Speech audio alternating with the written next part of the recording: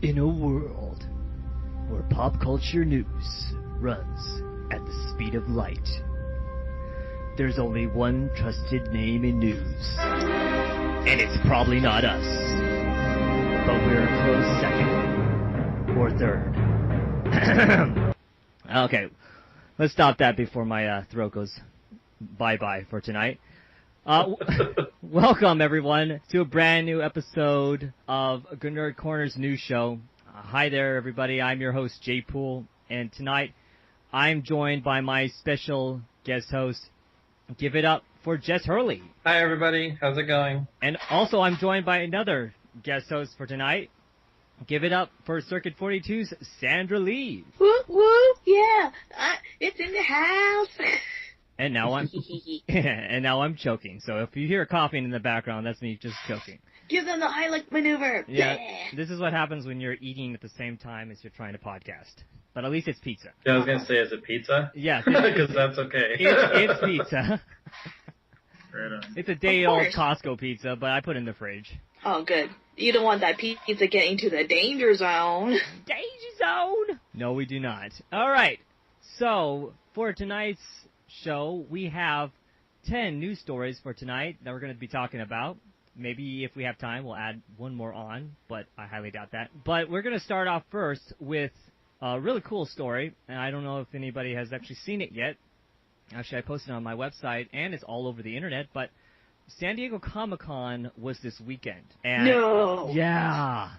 From Wednesday to Sunday. So technically a 5-day weekend. And there were a lot of things that they had panels for, and they revealed a lot of stuff this weekend. So most of this news, pretty much all of it, is all San Diego Comic-Con. So first story for tonight. This is a very special episode. It is a special episode. So the first story for tonight is Wonder Woman first look revealed at San Diego Comic-Con. Woo! Now, Zack Snyder and Warner Brothers and DC finally released an image of Gal Gadot as Wonder Woman. A lot of people have speculated what the costume would look like, and still there are a lot of critics out there that are still not convinced that she's good to play the part. But she was there at the panel with Zack Snyder and Ben Affleck and Henry Cavill to show the image of Wonder Woman. And I want to hear what you guys think of it. Okay, I'll go first. Yeah, go ahead. Okay, I like it. It's true to the comic book. I mean, yes, it's all bronzy and everything, but the whole picture is very sepia tone. I mean, yes, her costume is bronze instead of the whole patriotic and gold colors, but the rest of the background is also sepia tone. So don't get your panties in a bunch. And also, here's the thing: since most of the female geeks of the world, they have some criticisms of this, mainly because they're no matter what, there's no pleasing for the fact that Gal Gadot is Wonder Woman, even though she works hard to bulk herself up, and she's an Israeli soldier? Yep. Yes, they said, oh, she's too thin, she's too petite, she's not an Amazon. Maybe, let's put it this way, sometimes the most strongest person is not all muscular and tall. Maybe there's some sort of backstory of why she's so small.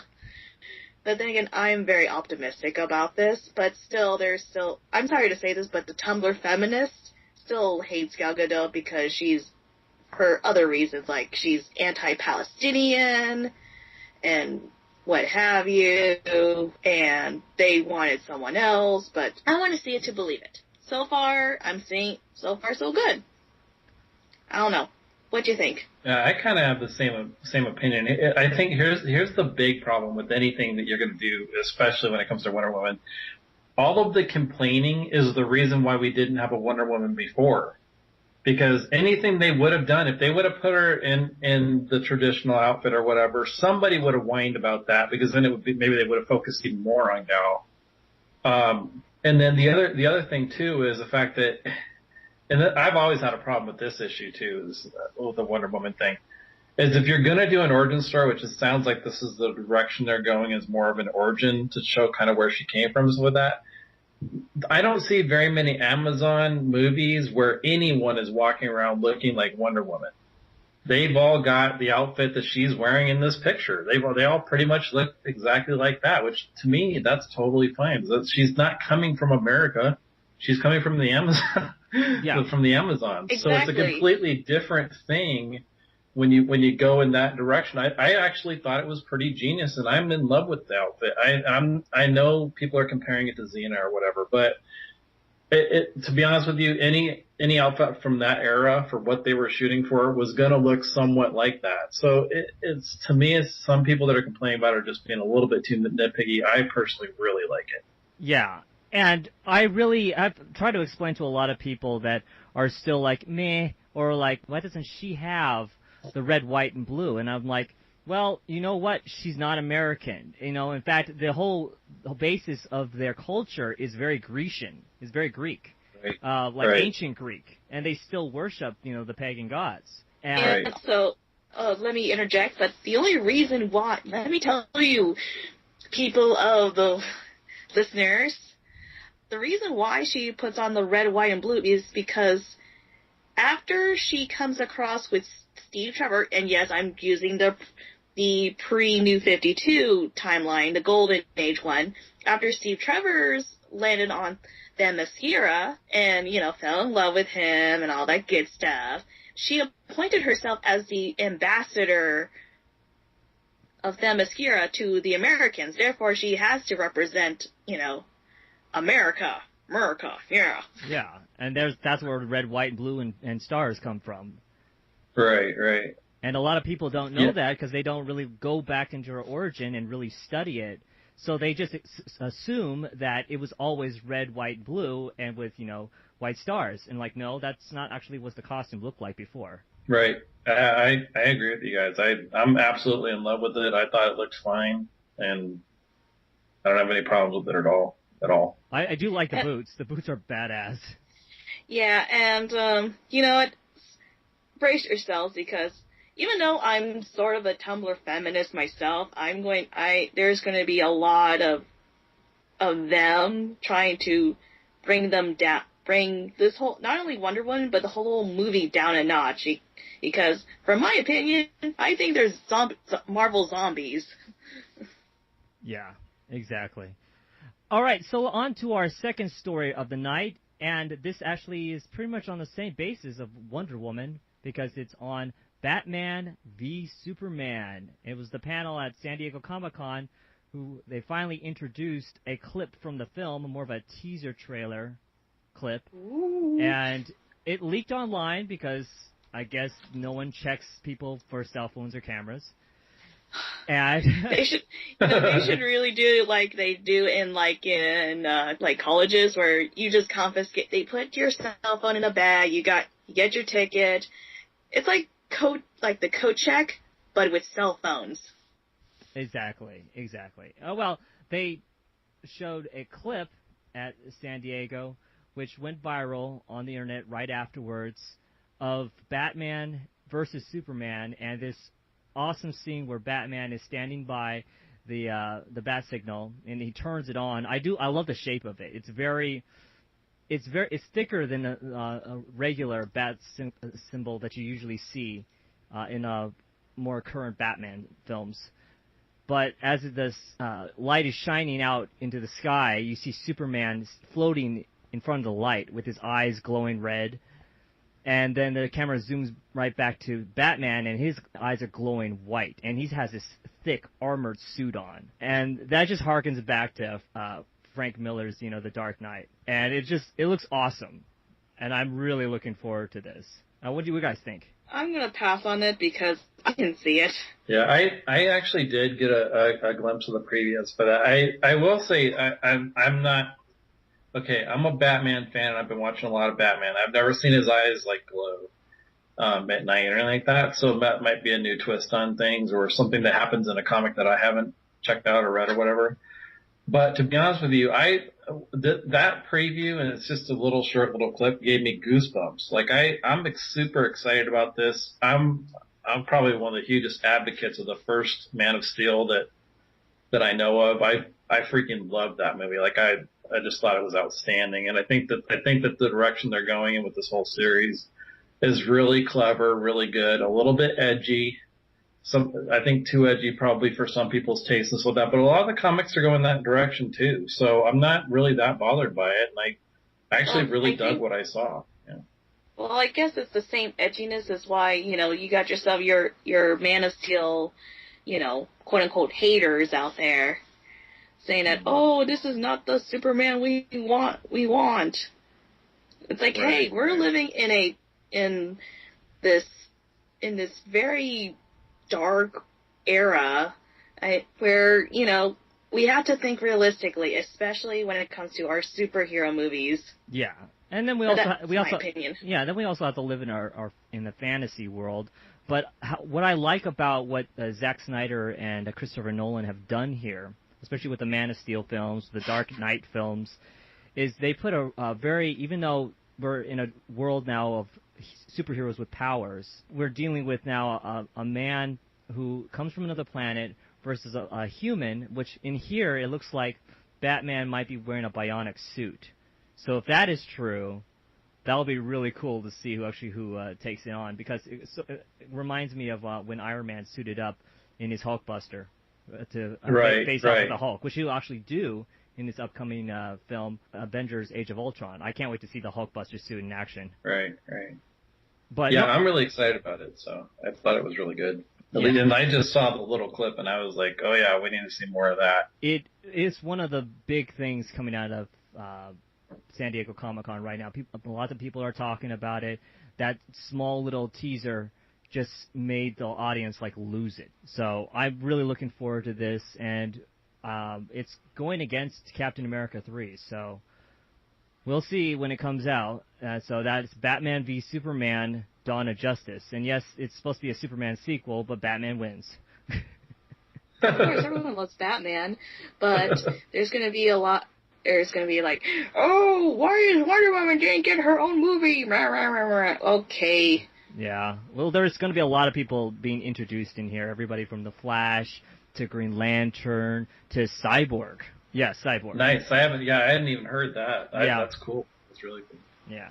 And all I gotta say is that for Wonder Woman, at least it's not like the TV show. Exactly. All right, so on to our third story of the night. We're going to keep rushing things along here. So San Diego Comic-Con has caught themselves in a little bit of controversy with the internet and with everyone else in the comic book community, because it filed a lawsuit against Salt Lake Comic-Con recently over name rights over the word Comic-Con. What?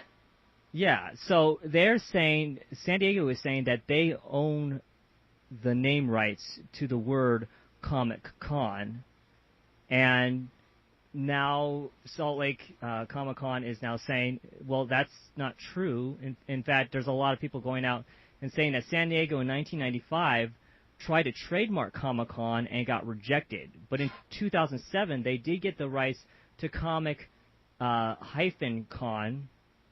so that they own the rights to that. But they were turned down just to get the two separate words Comic-Con. But now I think, personally, in my opinion, I think they're threatened by Salt Lake Comic-Con. And they're coming out of the woodwork right now and trying to say they own the rights, and of course they don't. They really have no legal ground to stand on at this point.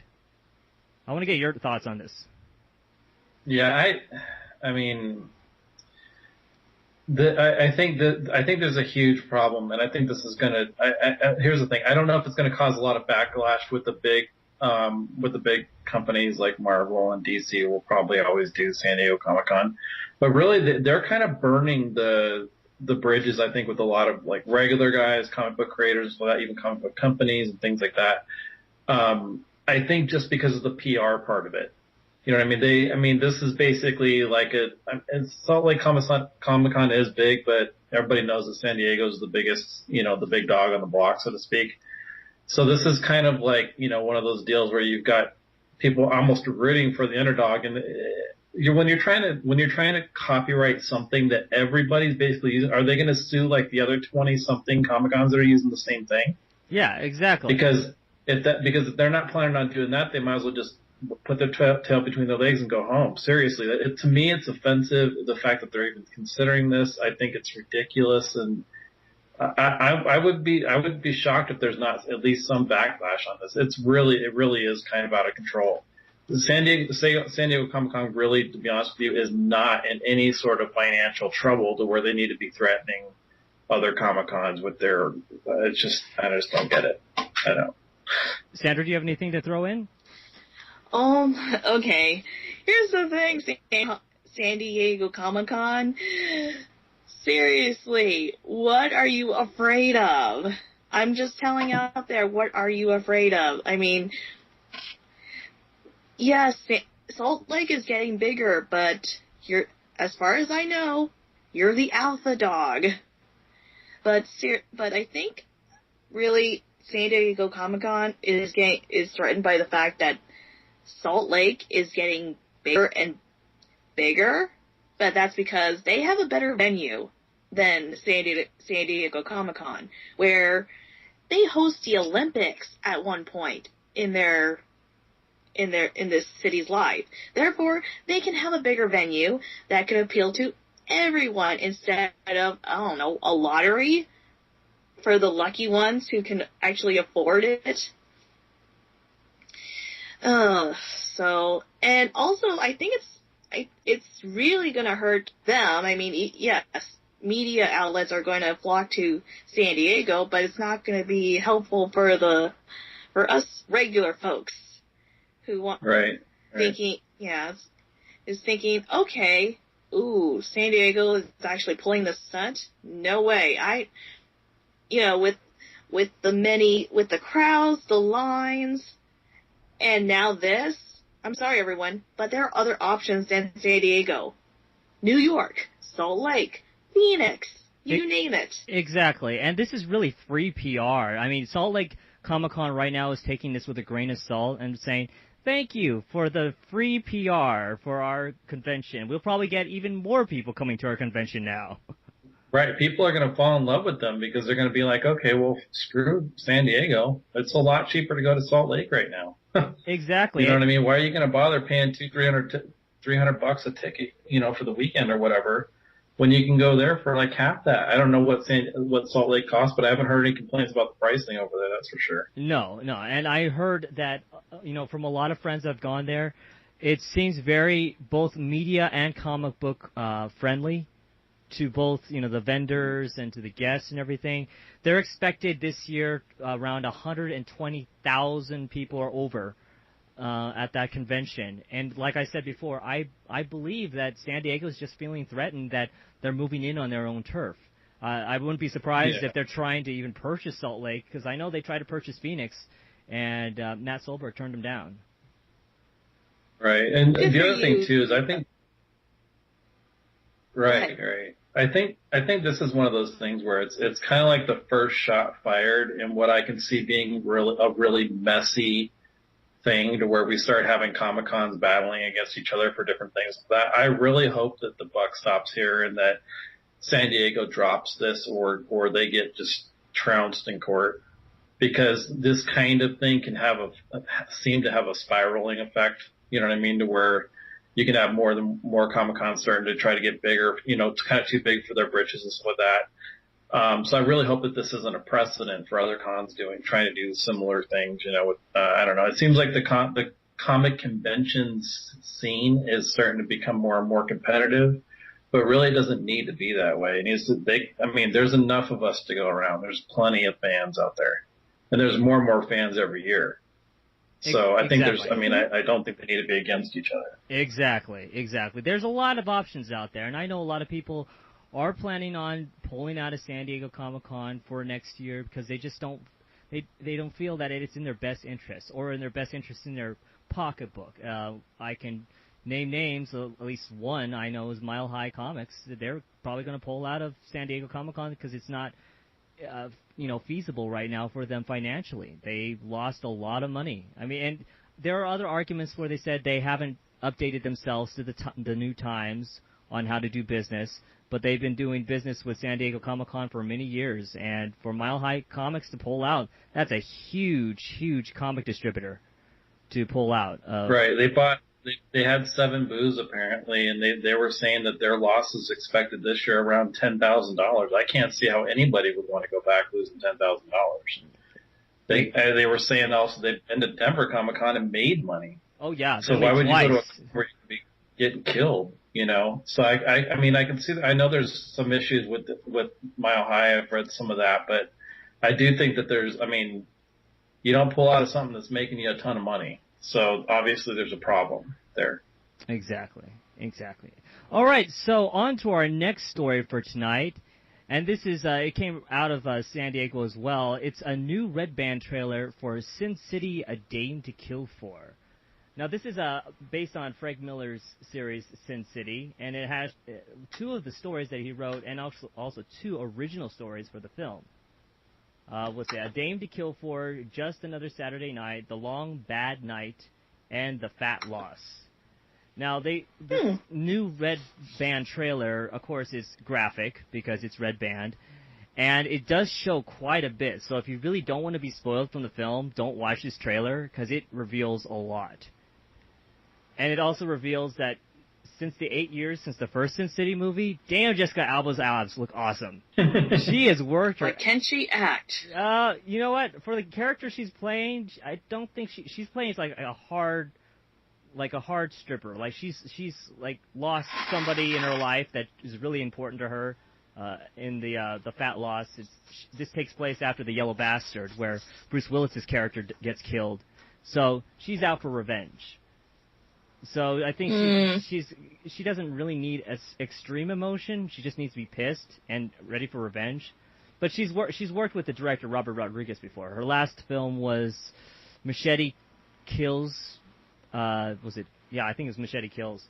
And she only lasted like 5 minutes in the film, that got killed herself. But no, I'm really looking forward to this. I've been waiting for Sin City for a long time for a sequel. And they're finally coming out with it. It's directed by Robert Rodriguez and Frank Miller. And I really enjoyed this Red Band trailer. It's really rough and really gritty. And it brings me back to watching the first one again. Actually, I just watched it the other day to prepare for this film. But I'm really looking forward to the cast. Really good cast. Powers Booth, Josh Brolin, Rosario Dawson returns. Joseph Gordon-Levitt, Ava Green. She's like in everything these days. Stacy Keach, Jamie King, Ray Liotta, Jeremy Piven, Mickey Rourke, Bruce Willis, and introducing Lady Gaga. Yes. Lady Gaga's in here. Or her actual name, Stephanie Geminotta. Yeah, Sandra, did you see the trailer? No, but that's why I was so surprised. Like, what? Yeah, it's pretty good. I think when you're doing a trailer for a Sin City movie, it just felt a little bit like they picked the wrong song. It seemed like everybody's doing this like slow chick singing some college music or whatever in the background, and then, which is fine like the first couple times you see it, but now it felt a little bit overdone in the trailer. But as far as the visuals, I thought it was right on par with what they were doing in the first one. I'm really excited about it. It's been way too long, I think, since in between the 2 films. But as far as Jessica Alba, which I think it sounds like she's going to be carrying quite a bit of this film. Her best role is a lot of people haven't seen this film, but if you ever get a chance to, you should skip it because it's disturbing. But if you want to see her really like good acting, she's phenomenal in this movie called The Killer Inside Me. Oh yes, it's really disturbing, but she's phenomenal in that movie. And I think that's where she really kind of gets a chance to show her acting chops. And so I don't think she's as bad of an actress as most of the roles she plays. I think she's more of a victim of the roles that she does because she's in a lot of shoot 'em up, rowdy, grindhouse type films, and this is another one of those for her. So I'm really looking forward to it. I think it'll be awesome. There are a few other nice surprises of characters that I loved in the first one that are also going to be in this one, which is really cool. I think Bruce Willis's character is probably going to be a flashback. It is. It really is. In the trailer, she throws something against the mirror as before there's no one in the background, and all of a sudden she sees Bruce Willis's character in the mirror because he's pretty much haunting her. Yeah. But it looked cool to me. I think it'll be pretty fun. Yeah, and Jamie Chung replaces Devon Aoki as Miho, which I loved Miho in the first one because she really didn't talk, and she just is this killer who. Well, she's just brutal with what she does. Yeah, she's like an assassin. Yeah. So I'm really looking forward to that. But no, I loved the. Yeah, you're right that they should have probably picked different music. But all in all, I did love the editing of this trailer. I was like I said before, this gives away a lot of the film. Probably some of the major action is in this trailer. Yeah. So if you don't want to be spoiled, don't watch this trailer because it's like 4 minutes of a trailer. And that's quite long for a trailer in general. But I'm really looking forward to it. I believe, let's see, it comes out, hold on a second, I have the date. It comes out August 22nd, 2014, so that's next month. So I'm looking forward to it. I hope you are. Yeah, and like a lot of the other films, you're not waiting long for this puppy to come out. It's like next month. So it's not like you're sitting on it for a couple of years. You just got a little bit of a piece. When is this movie gonna start? Right. All right, so we're on to the next story, which is actually I've been looking forward to this trailer to come out, the Mad Max Fury Road trailer. It premiered at San Diego Comic-Con and, of course, on the internet right afterwards. This film I've been waiting for a long time, ever since they announced that they were technically remaking it. And a lot of people were like, boo, we like the Mel Gibson version. Which, of course, was then we have Road Warrior, and then there was Mad Max, and then there was it Mad Max, was it Thunderdome? Thunderdome. Right. Yeah. Right. So technically a trilogy. So in this one, we have Mad Max being played by Tom Hardy. Oh, kick ass. Yes, I can't. And also we have Charlize Theron with a buzz cut, like a really close-shaven buzz cut in here, which I was kind of surprised to see her without very little hair. But she's still pretty. Pretty in that rough and tumble cyborg arm way. Anyway, pretty in the under the bridge way. Yeah, with Tom Hardy and Charlize Theron, I think you'll get a few fanboys calming their tits down, like, oh, okay, but still won't like it. Exactly. Now the trailer is really interesting because it doesn't show much except for a lot of big action scenes, so you don't really understand exactly what's going on. All we know in the trailer is Mad Max is being hauled off by this crazy group of, I guess, this pretty much apocalyptic or post-apocalyptic world is running out of, drinkable water, and gas is now a huge commodity that people need, will kill for. Oh. So technically the same movie. Sounds like a commentary of something we live every day. Yeah. Well, no, they technically were after gas in the original one as well. But in this one... Yeah, go ahead. Oh, this one is, it seems extremely violent. Even though the original one was very violent, they drive really fast in here and have really badass vehicles. Again, something that the fanboys would calm their tits down. Yes. From the previews, it looked like this one's going to be bigger and badder and just a lot more awesome than anything we've seen in a Mad Max film before. This one actually picks up right after the end of Thunderdome. It's really not a reboot. It's more of a continuation with just different characters. Because apparently the film starts out with him wandering around the desert just trying to stay away from trouble. And obviously, Mad Max, he can't do that. He always finds trouble or somebody needs help or whatever. So apparently this thing gets pretty nuts, at least from the previews. It looks like it's going to be I think it's going to be fantastic. I think this is going to be one of those films that got delayed and had a bunch of production problems with it that actually winds up working really well. Sometimes that's a disaster for films, so that I think this one's going to do really well. And I think they're going to draw in a lot of the older fans with that because the guy that directed this one also did the first three. Yeah. So I think that's also really intriguing too. Right. So, I'm super excited about it. I don't know if they could have done a better cast, to be honest with you. Charlize Theron's been kicking butt in everything she's touched for a couple of years now. And I can't wait to see it. I think it's going to be awesome. Exactly. And this also has Nicholas Hoult, Zoe Kravitz, let's see. Rosetyn Huntington Whiteley doesn't seem like a big name, but I don't think she's going to be a very big part of this film. The Transformers girl. Yeah. I think it'll be cool because you're not going to see her all prissy. She's going to be jacked up looking, because everybody in the future is jacked up looking. None of them comb their hair. Like, they lost all the combs in the future. So, like, all the combs just melted or something. So, and they, like, ran out of makeup really fast because that was the first thing everybody started using was makeup. Exactly. So, yeah. Or she just gets run over by one of the big trucks. Right. Yeah, she may be in it for a couple seconds. Like, there's Rosie. Oh, she's dead. Aww. No, but I'm really looking forward to this. I've been waiting for a while. It comes out next May 15th, 2015.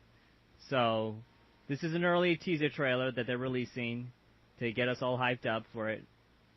But yes, we'll have to wait till May next year. All right, so on to our next story.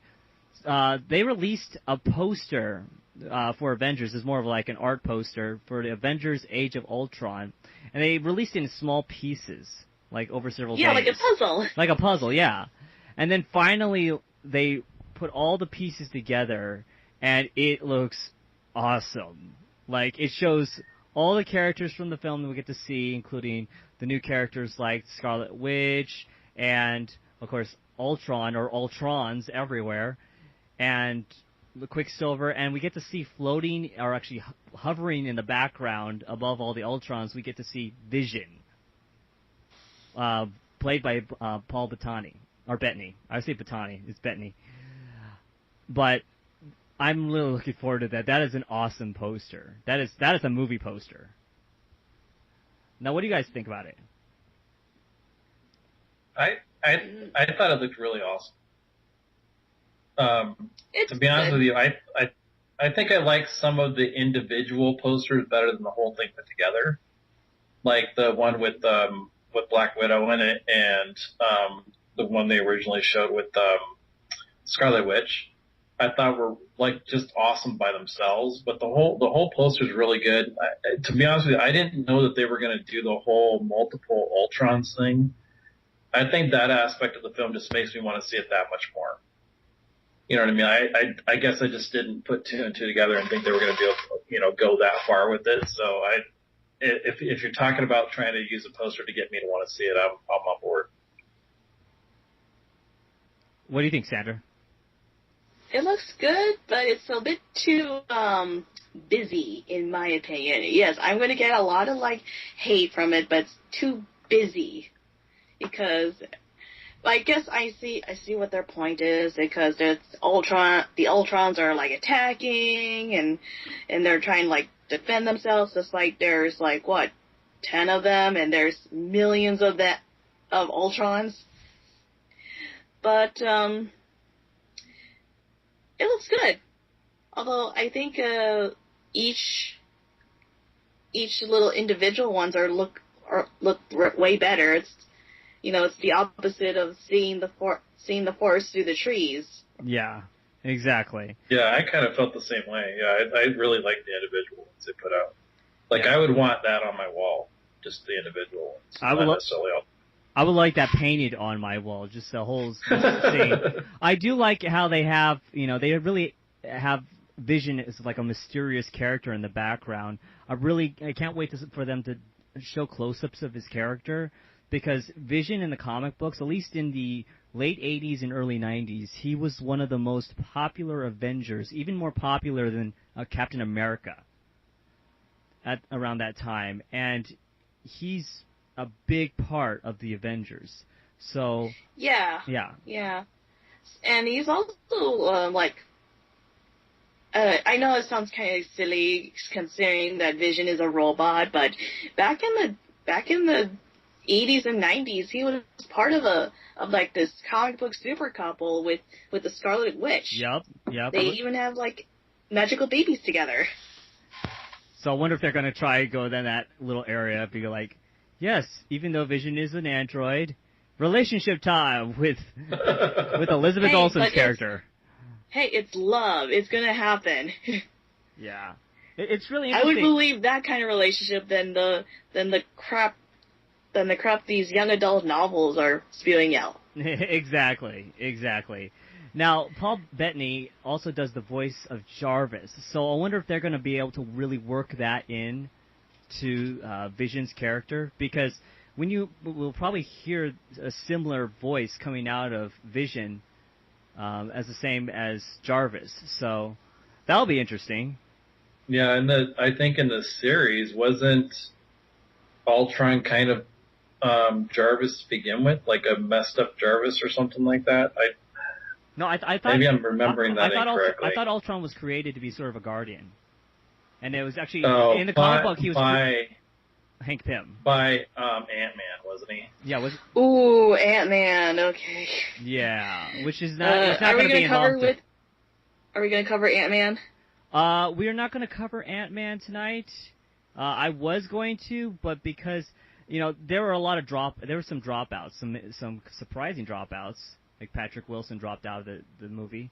They still have, they still have Michael Douglas and I forgot the other guy's name. Rudd. Paul Rudd, yeah. Paul Rudd, yeah. And also, since we're talking a little bit about Ant-Man, I gotta have 2 cents about it, because in the Ant-Man panel, they're not going to have Janet Van Dyne, aka the Wasp, in this movie. Instead, they were going to have a younger character, because Hank Pym is now an older person, played by Michael Douglas.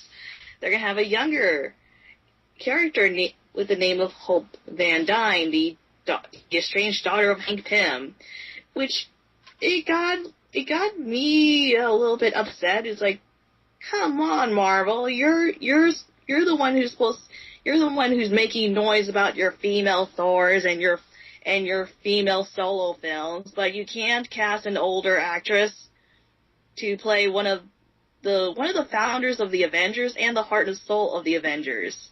Like, to be honest with you, my favorite Avenger is Wasp, and I can't believe that she's not in. Yeah, seriously. It seems like they acted like they want to erase her from the Marvel Cinematic Universe. Right. Yeah, that's really disappointing when I heard about that. I'm like, really? I really wanted to put that in tonight, so I guess we put that in. So, yeah, I'm kind of disappointed that they decided to go that different route. I wonder if that was one of the reasons why, what's his name? His name just escapes me. Edgar Wright. I wonder if one of the reasons he wanted to drop out in the first place. Maybe. There may be a few more factors into that one. Exactly. Anyways, yeah.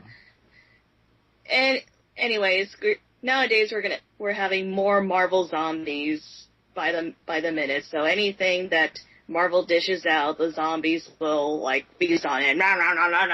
Exactly, and everyone on the internet. All right. Yeah. Speaking of Marvel. Well, at least not Marvel, right now owned by Fox.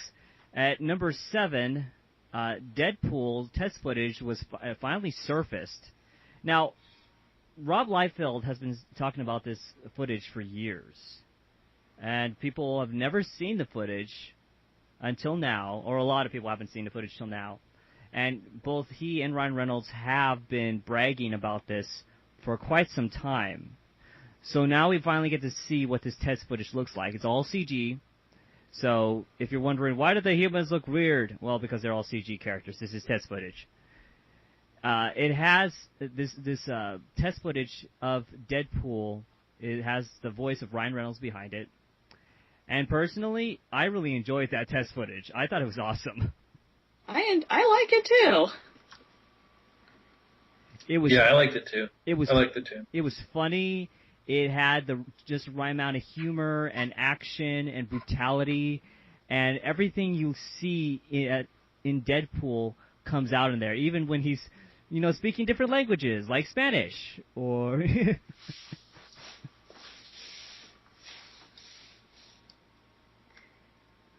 Now, what do you guys think about it when you saw this footage? Okay, I like it. And I like, people might say, oh, Ryan Reynolds is bad to play Deadpool, blah, blah, blah. Or there's no way Ryan Reynolds could even voice as Deadpool. But, if we have a time machine, we can turn back the time and cast him as Deadpool. Yes, I said it. What up? Yeah, he was one of my first choices as Deadpool because when I saw him in Blade 3, and yes, Blade 3 was a piece of shit, and in my opinion, I think the really redeemable part of that film, because it didn't seem like anybody else cared about it, even the actors, was Ryan Reynolds, and if you place a red mask on him, he was Deadpool in that film. And he's singing Holla Back Girl. Yes. Yeah, I really liked it. I will admittedly, I don't know a ton about Deadpool, oddly enough. But from what I saw, that would be a movie I would want to see, definitely. I thought it was pretty badass. I liked it a lot. And very, very comically funny. I thought it was really, really cool. Yeah, and I'm hoping that if they do finally decide to make this and greenlight the film, that they will make it an R-rated film, because Deadpool is not really for kids. Mm-hmm. He's very, rough and tumble type of in-your-face, ticker grenade and stuff it down somebody's mouth and stand there on their shoulders and watch it explode. Yeah, he's not your G or PG or PG-13 rated type of character. He kills people for a living. And maybe it's just my imagination, but that footage is pretty brutal. It is. So I'm really hoping that the audiences right now that have seen it, the people that have seen the clip, they're really now calling on for a Deadpool film, and I'm hoping studios take notice and say, maybe it's time, and maybe it's time we stop, letting Fox own this property and give it back to Marvel, so Deadpool can be an Avenger. Let Deadpool be an Avenger, please. Yeah, he's actually a part of S.H.I.E.L.D. If you follow the recent continuity. They just don't like him in S.H.I.E.L.D. They don't want him to touch any buttons. Deadpool drove Agent Coulson to drink. There's a picture out there. He did. So I'm really hoping that they really look at this and go, you know what? Maybe it's time we give up Deadpool because it's never going to get made at Fox. I think Disney would be glad to take it on, and if Disney has any risky part of them, they'll take it and go, okay, so we'll do this R-rated because we know this character is very hard. It's like a very hard R character. And let's face it, these parents are going to take their kids to an R-rated movie anyway. Yeah, exactly. So, if you guys are listening right now, please message whatever Deadpool studio that's dealing with it right now. I think it's Fox, and say, give us Deadpool right now, or let Marvel have it. The internet will speak, trust me, and it will get done. Hey, if internet can resurrect the dead, we can do this too. Exactly. They still haven't resurrected Firefly, so. I'm an Agent Coulson, but still. Yes, that's true. That is true. All right, so for our 8th story for tonight, John Layman takes over Marvel Cyclops series. Now, I can brag because I actually know this guy. So can you regale us to the folks at home? Okay, so what? How I know this guy? He's actually a friend. No, of... who is this Layman character? Okay, so John Layman is this awesome writer. He's won an Eisner Award for his comic book, Chew, it's a really good book about a guy named Detective Chew. He's a ceebopath who can see the history of anything he eats, everything from fruit to any animals he eats, even people, which is a weird thing because the first time he tried that out, the guy decided to commit suicide, but he still had a victim that he hid away. So before the guy died, Detective Chew took a bite out of his neck and saw where he had the person stored away. So it's a really interesting comic. It's not for everybody, but it's actually becoming a television show, which is pretty cool. And it's also becoming an animated television show first, I believe. Was it the guy who plays Stephen Yeun, who plays on The Walking Dead, is actually voicing Detective Chew, which I can't wait. So that's who John Layman is. John Layman's done work with Marvel before. He just recently finished his Detective comic with Batman series with DC. His run on there. So John Layman is a huge name out there, and he's taking over this new series of Cyclops, which I guess deals with a teen Cyclops and his father. So I guess it takes place with the Starjammers. So let's see. I'll just read the little thing on here. It says, adolescent Cyclops discovered that his father, Christopher Summers, a.k.a. Corsair, was still alive and in command of a band of space pirates known as the Starjammers. He chose to go off and see the galaxy with them instead of remaining with the all-new X-Men teammates. So I think this might be like an alternative universe type of situation. Mm-hmm. But with John Layman behind the helm of this book, I trust it. I think he has some interesting ideas, and will definitely take. I'm actually planning on doing an interview with him soon, so I can't wait to actually talk to him about this. So, I'm looking forward to it. What do you guys think? Are you guys interested in seeing this type of story being told?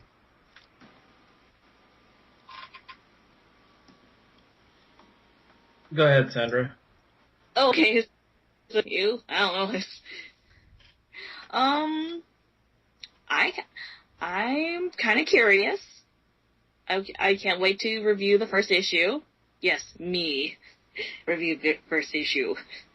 But, let's see, But the question is, would casual readers like it? Who knows? Tune in. Exactly. You know, with Cyclops in his most recent series kind of being a dick, will people forgive a young Cyclops? So, what do you think, Jess? Yeah. Are you into this type of stuff? Here's the thing. I'm not too big on Chew. I've never read it. So I really don't know. I know he's a local guy, which means I probably need to get on there right away. I'm familiar with who Layman is. He's working with DC on the Batman series, and I wasn't intrigued until you started telling me what it was about. And when you told me about the Cyclops thing, that actually sounds pretty fun to me. So I think I definitely will check it out. So I think that's cool. Yeah. Exactly. It's cool to see anybody local branch out, but especially with the success that Layman's having, that is cool. That's really cool. Exactly. And I can't wait to actually review it as well for my review show, Comic Book Smackdown with Sandra Lee. So that'll be awesome. All right, so on to our next story. We have The Walking Dead Season 5 trailer was released at San Diego Comic-Con this year. And wow, there's a lot of zombies in this one. Of course, it's called The Walking Dead. Exactly, but there's just so much in here. In fact, there's so much in here that if you don't want to be spoiled, just like the Red Band trailer for Sin City, don't watch this because they give away a lot. And we also see that Beth apparently is still alive. A lot of people were speculating Beth was dead after she was kidnapped last season. Gotcha. But no, this is a really intense trailer. They at the end of last season, Rick and the rest of the group were put in a train car, and Rick's like they don't know who they're screwing with, and that's how the show ended for the season. And so they're coming back, and we'll see what happens. We'll see if they join the group that they've been taken in by, or if they fight their way out and kill them all. But I enjoyed the trailer. Right. It was like I said, it was intense, and I think better than last year's trailer that they put out. I think they really are starting to speak to the fans more, and it has a lot in here. So just take it in. There are some storylines that they're going to take from the comic books, that they're going to go off a little bit from the comic, and they're going to be introducing new characters from the comic book as well. And we'll see if they survive long enough to see a sixth season. Yeah, I'm a big Walking Dead fan. If you've ever read my top 10 shows, it's usually in the top 5 or top 4. I will say this, though. I purposely avoided this trailer, and here's the reason why. I haven't had cable TV for going on 2 years now. So I haven't seen any of the Walking Dead series 4. So I'm waiting for it to come out on Netflix, which will probably be, 2 years from now. So anyways, once I see season 4 or so that, then I'll start getting interested in season 5 and so that. But if it's anything like what I've seen so far and what I've heard people talking about is with that, we're in for another great season. And I know they are, like you said, they are leaning a little bit towards the comic and so that, but still wanted to maintain some of the fan favorites with, some of the characters they've kind of twisted their stories around and done different things with and so that. And I think that's a really clever ploy to keep people guessing, not so that they know that we're just not going to follow necessarily every step that the comic takes, but you're going to get a little bit, a little dose of something different, which will keep the fans of the show, hopefully doing both, reading the comic and watching the show. Exactly. And I can't wait for this new upcoming season. And also The Talking Dead afterwards, because that's always fun, seeing some of the actors or the producers, even the director, sitting on the couch explaining what we just saw and probably who's going to die this season. Because you never really know. You never really know who's going to die. You go, oh well, maybe that person will survive. Oh, they died. So yeah, they do things a little differently from the comic book, which is kind of nice because you can always look back and go, okay, this person is supposed to be dead, but you've kept him in another season. Past, like we look back and there's a character that should have died, but they decided to get to the farm, but they died at the camp. So, right. I like how they, like to branch off and confuse the viewer if there's a comic book, if keeping up with the comic book. So there's pretty much two different stories, two different alternate things that could happen with these characters. Right. And that's exactly what it is. It's like an alternate to the comic, but with the same cool characters that we liked in the comic. I think that makes it really fun. Exactly. And if Norman Reedus dies, the fans riot. It will be a riot. Oh, I would riot if Maggie dies too. Wait, she's not dead, is she? No. Okay. But I like. I think freak out. I think his two strong characters I think last year were Michonne and Carol. I thought that Carol, especially Carol, the whole look at the flowers. Yeah. Wow. She has a reason she won a Saturn Award for her role. Oh, right on. I forgot the actress's name. Her name. I had her name and it escapes me right now. But she did such an incredible job last season, and she deserves that award fully, especially for that scene. I mean, for any actor to even think of playing a role where they have to kill a child because she's batshit crazy. You have to put yourself in that mindset, and then you have to go to sleep at night. Even though it's all fiction and of course off screen, she never really did shoot anybody. it's just you have to put yourself in that character, and for a lot of actors, they like to do, they like to put themselves in that character to the point of they almost see through their character's eyes. So when it happens, they have to go back afterwards and go to bed, and they probably still see it in their head, like, oh, I'll never be able to look at the flowers out of my head ever again because of that stupid meme. Yeah, well, speaking of that, A Dame to Kill For, they were saying that Jessica Alba really didn't talk to a whole lot of people and was kind of crazy the whole shoot. Yeah, and they basically were saying that she was basically method acting the whole entire time. She was trying to stay in character. So you would imagine on a show like this where you're just doing nuts, crazy things. Well, some people probably want to laugh and goof off when, in between shoots, and other people probably just stay in character. They're like, well, whatever, So that it is tough. That I would think that'd be a hard thing to do, especially with the subject matters they deal with on a week-in, week-out basis. Exactly. All right, so tonight, let's go our last story. We have at number 10, we have Guardians of the Galaxy sequel has been greenlit already. Yes, the movie hasn't even come out yet, and they've already said you have a sequel. So I believe, what? Yes. I'm looking forward to this because this is going to be awesome. I believe it was James Gunn has already been put up as a director for the new one.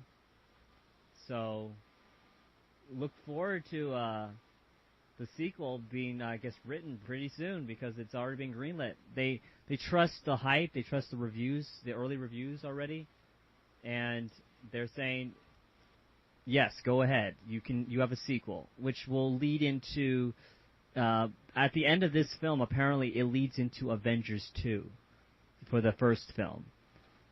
It has a connection to Avengers. Not Avengers 2. I mean Avengers 3. Never mind. What I'm saying, Avengers 2. So, right on. Yeah, so, I wouldn't be surprised if there are people, since this is the MCU, the Marvel Cinematic Universe, everything is connected. Seeing characters from different franchises going into space, working with the characters of the Guardians of the Galaxy and everything, that will be awesome to see. But yeah, James Gunn is back on as director for the second film, and I'm really looking forward to this. Now, what do you guys think about this?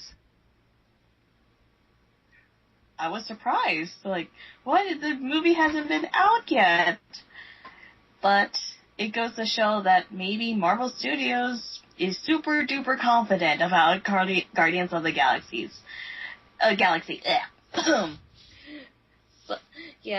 So maybe it's going to be really good. I mean, super good. Or there's going to be that off chance it's going to be bad. I'm going for super good. I have this strong feeling that this is not only going to be a hit. I think it might be a monster hit, and part of it I think is timing, because it's coming out during a week where I don't think there's anything else being released. It's also the week where a lot of kids are getting ready to go back to school. My son, for instance, starts school the day after. So what better thing to do than take your kid or you know what I mean? Have all the, like, if you're a teenager, maybe you're not taking your kid, maybe you're just going by yourself like that, and have one last weekend where you're just going to go out and have fun before you got to get back to school. To be honest with you, I think this is a genius move on Marvel's part. I think the movie will be huge. Just the music alone and the preview, I think, make people that don't care want to see it. Yeah. I know people that are going to see it that don't know anything about the characters. They just want to go because they love the preview. So I think from that standpoint, I really do think it's going to be a great film. I think it was probably maybe a little premature to announce a part 2 already, but it does show that maybe Marvel knows something we don't, as far as what the audience reaction is going to be. But I do think it'll be huge. And I think, you're right. And because if you ever looked at the trailers or promos and what have you, it's very palatable for the casual reader and the casual viewer to look at it to say, hey, this is I don't know about this Guardians of the Galaxies, but I'm very curious. I want to know what's going on in this series. And since it's Marvel, it's going to be good. And let's see, what else? Yeah. And also, because if you looked at the pattern of Marvel movies, I mean, the movie before is Winter Soldier, and the movie's gonna be after Guardians of the Galaxy is Age of Ultron, I believe. I believe so. All right. Right. Yeah. So you got yourself 2 intense movies, and then you got yourself this seemingly lighthearted movie. So it's a nice little pattern. So they have to have that breather movie to let the audience Yeah, I think this is also going to be extremely action-packed from the trailers. I mean, you're dealing with Ronan the Accuser and, 2 people like Gamora and Nebula and a smart-ass talking raccoon played by Bradley Cooper. I think this will be really fun, and it will be a lot. I think a lot of people are saying this is be the Star Wars for Marvel, and I'm really looking forward to it. It comes out August 1st, so just right now we're recording on a Monday, so technically a few days from now it comes out. So I'm looking forward to it. I'm seeing it at 10:30 at IMAX in IMAX down the street from where I live. So I have a theater down there, and I'm looking forward to it. It's a much shorter distance from me. Yeah. I am going to try and be there, by the way, just so you know. Awesome. I have an invite to do with my girlfriend, but if she doesn't show up, I will probably still try and find a way to be there. So I'm just super pumped up about it. I don't know if I can. I'm going on Friday night too, but I can't wait to. Yeah, Well, I have an event this weekend, but otherwise I'd probably see it multiple times. I'm really looking forward to this, and it's going to be awesome. I can't wait for the sequel, or at least to hear what they're planning on doing for the sequel. So, big plans at Marvel, and definitely go see Guardians of the Galaxy August 1st. All right, so since we're actually running out of time, I'm going to take my usually top 10 films and just go down to 5. So that's good. Yeah, so it's a very reasonable amount. So at number 5, coming in at the second weekend, we have Disney's Planes, Fire and Rescue, making $9.5 million. Now, I saw the first movie, Planes. I haven't seen this movie, but it wasn't anything to be excited about. I didn't even think there would be a sequel to it. It's all about merchandise. Yeah.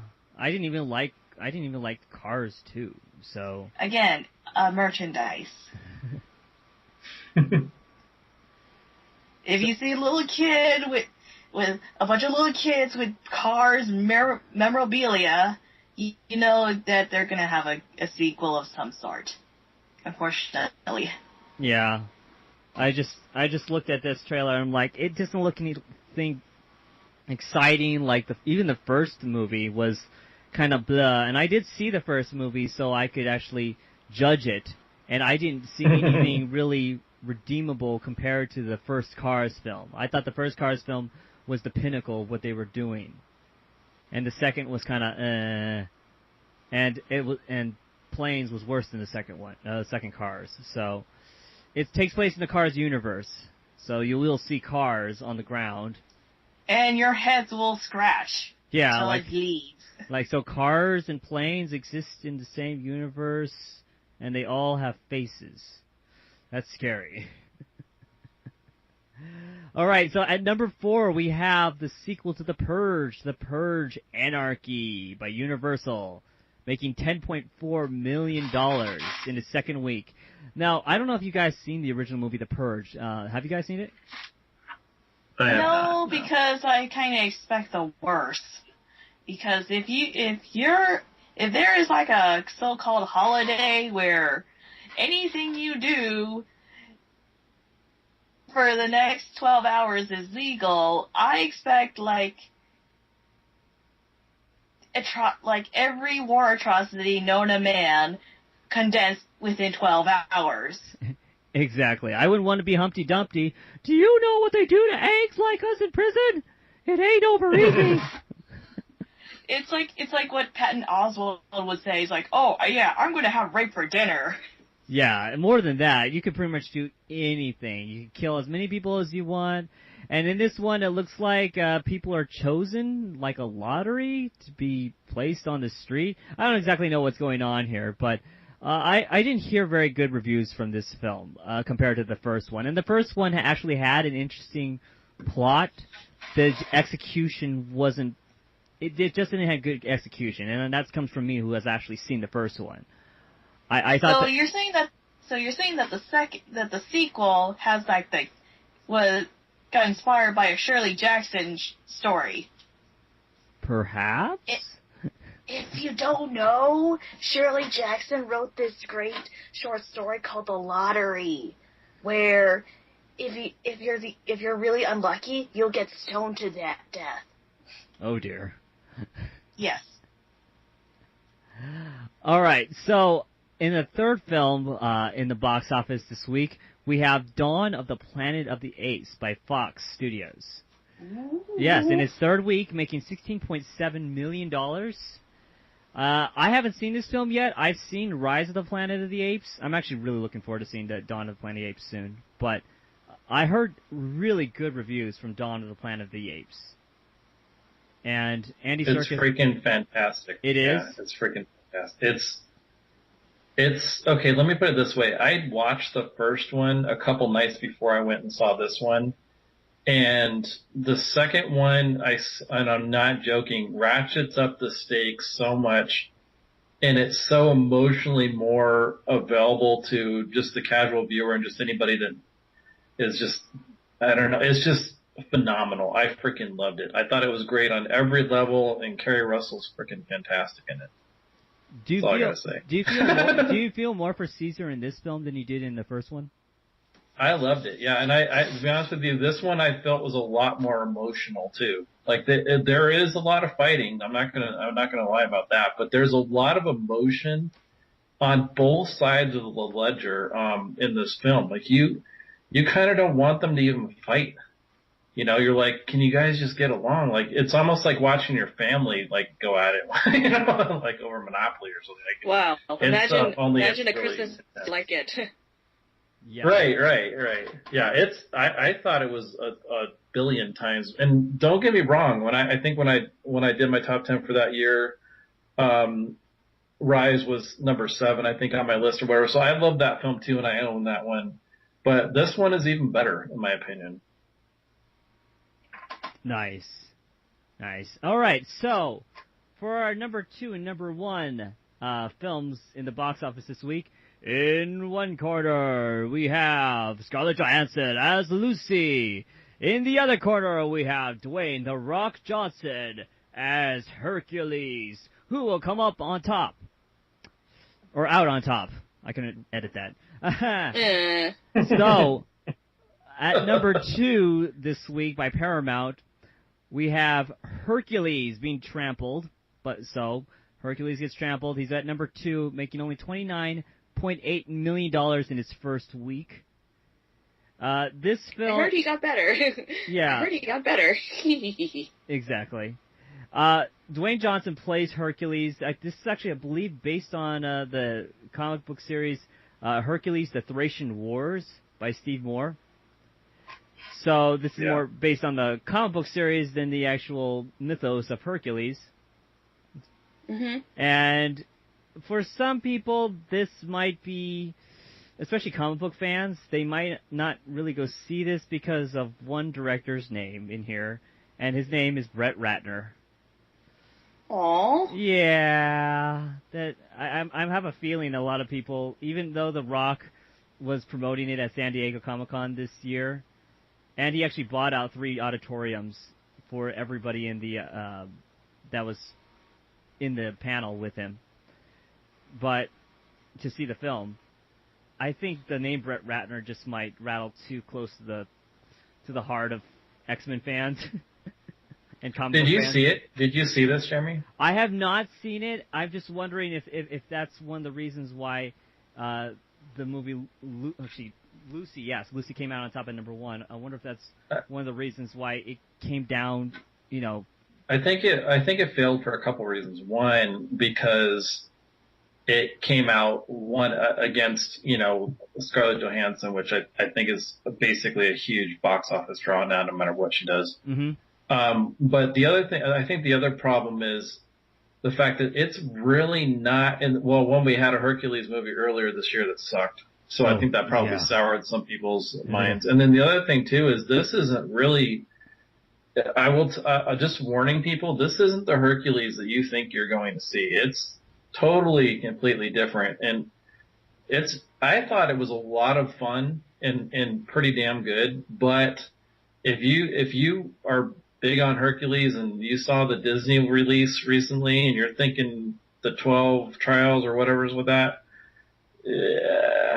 just beware. Yeah, just beware, because I heard you're gonna get something different. I even know, despite people the director taking liberties, it's actually better than the previous Hercules that came out a few months earlier. I think that was a horrible movie. I would say it's far better than that. And actually, to be honest with you, if it wasn't called Hercules, it's probably one of the funner movies I've seen this year. It's very funny. There's a lot of funny parts. There's a lot of badass action in it. There's a lot of decent special effects. I mean, it's got a lot going on. It's got a superb soundtrack. The acting is phenomenal from everybody. Even The Rock does a good job in this movie. It's really, really well done. It's just not what you're expecting, and I think that's going to turn a lot of people off. Yeah. It's just not what you're expecting. And especially for people who haven't read the Thracian Wars, which I have. Right. They'll be thrown off to who this the different Hercules is. They're not used to Hercules wearing a lion's head as a helmet. Right. But isn't that part of the mythos? Partially. Depends on who's writing it and who's what movies come out. Because I don't think they would put that in. Actually, they had that part in Hercules, the Disney Hercules. As the lion head on his head. It was actually Scar. It was Scar from the Lion King. Yeah, but it's sort of like a throwaway joke there. He threw it away.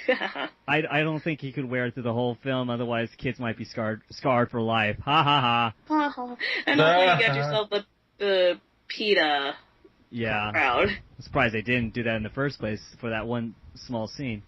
All right, so at number 1 in our top 10 or top 5 now, box office, we have Scarlett Johansson in the film Lucy, directed by Luc Besson.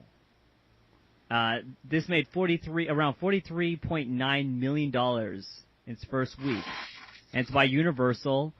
I thought this was a mediocre film. I know there are a lot of my friends that actually really liked it and really enjoyed it for what it was, but I thought that there was editing problems in there. I'll pretty much, when I write my review, you'll see what I'm trying to say about the film. There were some redeemable qualities in this film, but all in all, I technically would give this a rental. But did you get to see this film yet, Jess? No, but I was going to see it yesterday, but I had read some early reviews, and it just feels like a rental to me too. I'm the kind of person where it's got to have a huge good feeling for me to go see it, and I just didn't. I don't know. I like Scarlett Johansson, don't get me wrong, but this one just didn't draw me enough to want to go see it. I may change my mind, but right now, no. Yeah. What do you think, Sandra? I don't know if you've seen this film yet. What do you think of the early reviews and also sort of there's sort of considered mediocre reviews that are coming out right now for the film? Okay, let's see. Even though before the movie came out, there's a lot of Tumblr feminists. They say this movie's gonna be awesome because there's Scarlett Johansson. She's basically Black Widow. And then the reviews came out and it was like, what? Because I think your suspicions of disbelief can go so far, but also there's that whole BS myth that we use 10% of our brains, which is not exactly true. We use more than that. Oh, there's more than just that part in that film about the science of things. They completely miscalculate different things in science and just throw out their own theories in here. And yes, just because we use more than 10% of our brains doesn't make us a bunch of X-Men or X-women. Yeah. And also, yeah, but it's like it's not very mediocre, it's just mediocre. It got right now it's a 58% on Rotten Tomatoes. Yeah. All right. So, yeah, Lucy came in number 1, and that is our top 5 films of the box office this week. So I would like to end this podcast by thanking my 2 co-hosts for coming on tonight. I'd like to thank Jess Hurley. Anytime. Thank you guys for listening. And Sandra Lee. Goodbye. And please visit both our websites. Would you like to, Jess, would you like to pimp out your website on there? Yeah, mine is Popcorn Unhinged at blogspot.com, and also I write at www.geekorama.net, mostly movie reviews. Visit my site at www.circuit42.com. We have a Facebook page at facebook.com/circuit42. We also have a Twitter. It's kind of strange when I said it. Exactly. And we also have a Facebook, too, as well, at JPOOL's GNERD Corner. And please subscribe to this YouTube channel you're listening to. And thank you for listening.